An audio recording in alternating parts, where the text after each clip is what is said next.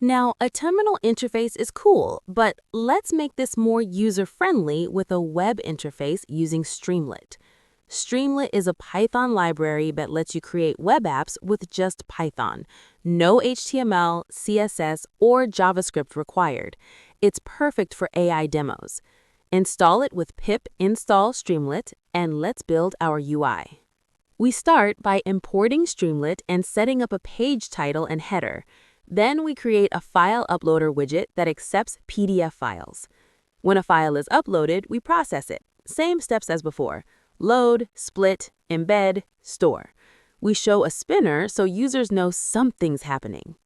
We use session state to store our conversation chain and chat history. This persists across reruns. For the chat interface, we display all previous messages, then add an input box for new questions. When submitted, we get the AI response and update the chat history. Let's run it with Streamlit run app.py. And look, we have a beautiful web interface. Upload a PDF and start chatting.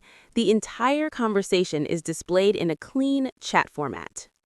You could deploy this to Streamlit Cloud for free and share it with anyone. That's how you go from prototype to production. Before we wrap up, let's talk about optimizations and best practices for production use. First, cost management. Every embedding and LLM call costs money. Here's how to optimize. Cache your embeddings. Don't recreate them every time. Save the vector store to disk and reload it. Use smaller chunk sizes if possible. Fewer chunks means fewer embeddings.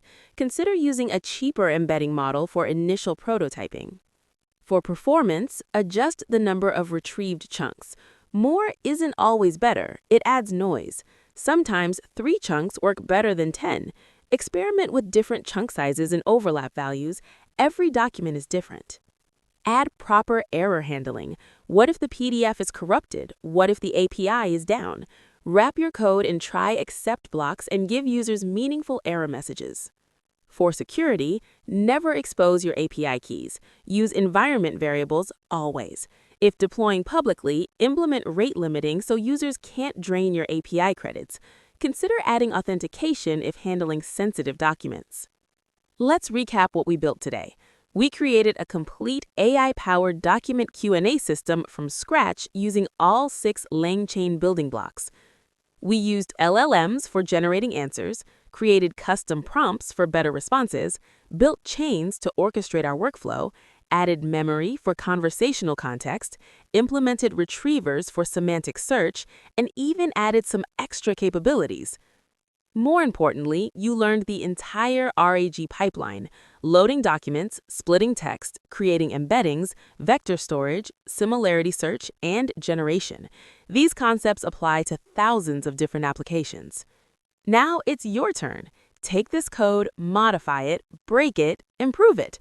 Try it with different documents, research papers, textbooks, company policies, user manuals. Experiment with different prompts, chunk sizes, and retrieval strategies. If you build something cool, share it in the comments. I'd love to see what you create. Thanks for watching. If this helped you, please like and subscribe. In the next video, we might dive into building AI agents that can take actions, or perhaps explore advanced RAG techniques. Let me know what you want to see. Happy coding, and I'll see you in the next one.